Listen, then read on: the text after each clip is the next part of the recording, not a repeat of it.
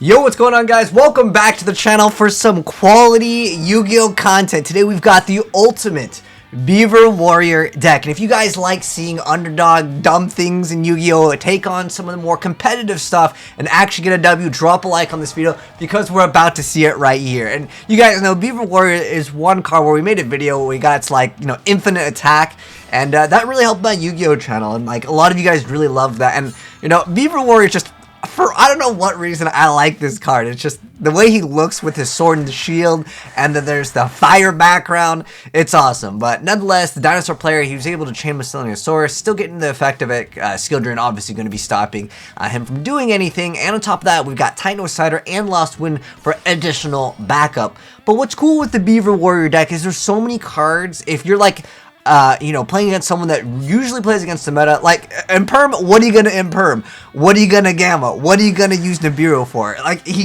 can't use these. He's got more dead cards. Once Beaver Warrior hits a decent amount of attack with Power of the Guardians, or if you actually protect it with other back row, he just gets way too strong. And like, it's just awesome to see such an iconic Yu-Gi-Oh card actually just dunk on what would be considered more meta or higher tier. I love seeing that kind of stuff in Yu-Gi-Oh, especially in like the anime when the protagonist comes back from something that's just like impossible, right? So he's going to miss Dinosaurs, that's activated in the grave. He's going to go for the Archosaur. Archosaur cannot use his effect because of skill drain. Not that it really matters. Lambda going to get stopped anyways by Titan Cider, and he can actually also make this card lose attack too. It doesn't matter. Once this card gets up, it's game over for him. But let's go ahead and check it up against another deck, the Shaddoll archetype. As you know, what are you going to super poly? You're going to super poly the Beaver Warrior?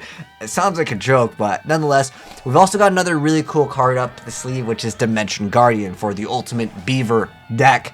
You guys will see a pretty familiar Yu-Gi-Oh card that it's quite powerful. A lot of you guys probably want this card on the ban list. Beaver Warrior is gonna dominate him though, so I like seeing that kind of stuff. But anyways, Tenki also activated Search Out the Beaver Warrior, and also boosted him up by a little bit. Power of the Guardians is activated on him, so he will be able to get the counter on him. Even if you're taking damage, it's actually worth it because the Power of the Guardians will be able to activate and get that spell counter, allowing you to actually protect your Beaver.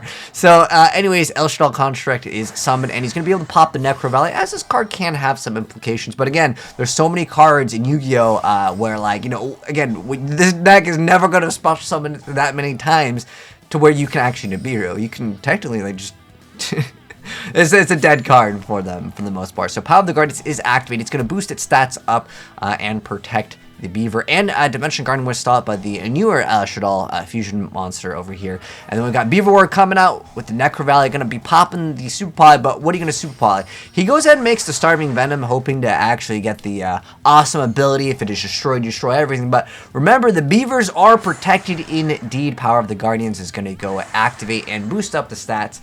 And Beaver Warriors are still in action. And like, imagine losing to this deck. Like, these players are going to be super salty. I wish I could have seen or I got in the chat replay for you guys, but like, it's these players were probably like, dude, I'm not losing to this, right? And sometimes you lose to dumb things in Yu-Gi-Oh, right? And that's just the nature of it. Maybe they underestimated the power of Beaver Warrior. Look, he's 3,300, and he's going to get even stronger. We do happen to have Dimension Guardian, but that's effective stop. Armor Recall is still there, though, so that can actually be a really good card to equip.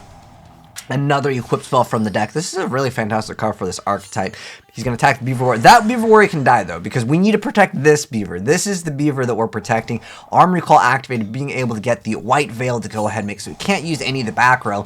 And on top of that, if he destroys the monster, he's going to be able to pop all the back row. Anyways, Shaddoll Construct getting that effect. Psych negated over there via the Beaver Warrior deck. So he's going to summon Hedgehog. Squamata's going to try to pop it, but we already know Power of the Guardian is going to be able to protect. Now he's going to go ahead and summon his ultimate boss monster, the Dragoons, but Armory Call is activated right now, so he can get the Mage Power, so he can go ahead and get Beaver Warrior even bigger.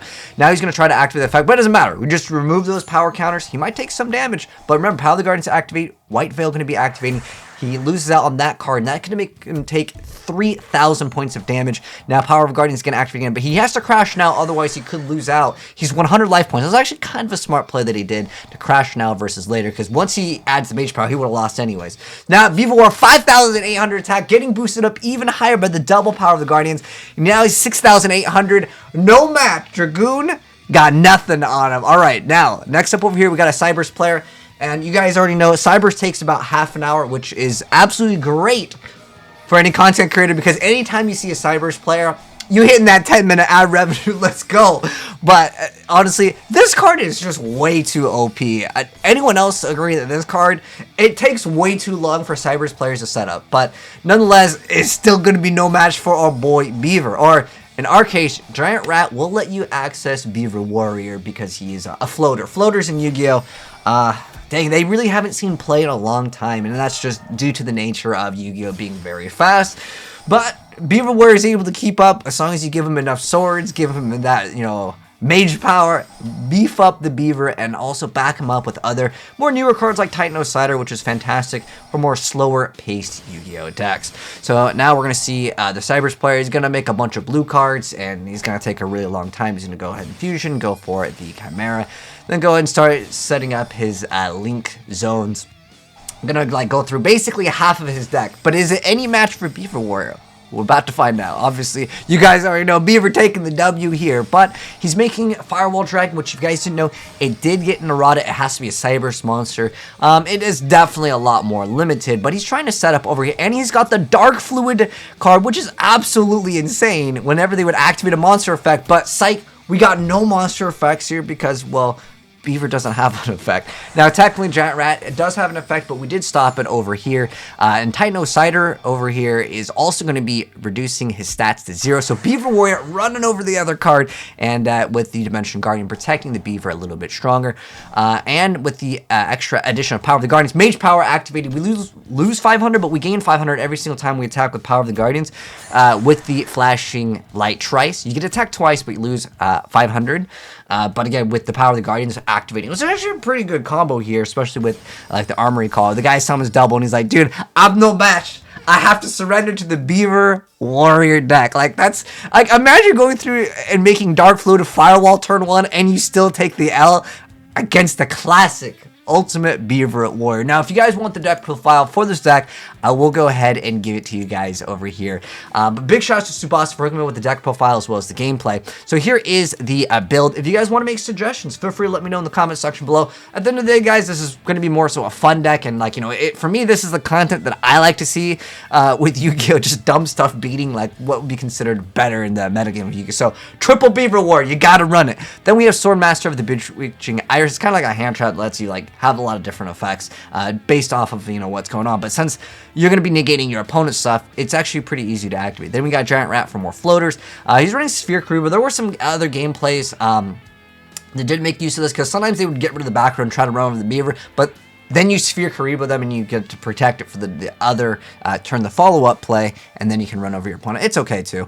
Definitely a little bit of slow of a card, but next up, Regeki, and then we got 2 copies of Desires, and also Heat Wave. You can actually, you know, make some great use out of this, so neither player can normal or special summon effect monsters, which, you know, honestly, if you want to like try to make this like a more like competitive deck, if you Heat Wave someone, a lot of times, since they cannot use effect monsters, you have free reign on them, and then you could just OTK them. It doesn't really technically make for great gameplay content, so I didn't show you guys with this, but like you activate this, it's game over. Like if you go to the next turn and your opponent has no monsters left on the field, you summon Dark Magician. It's game, all right?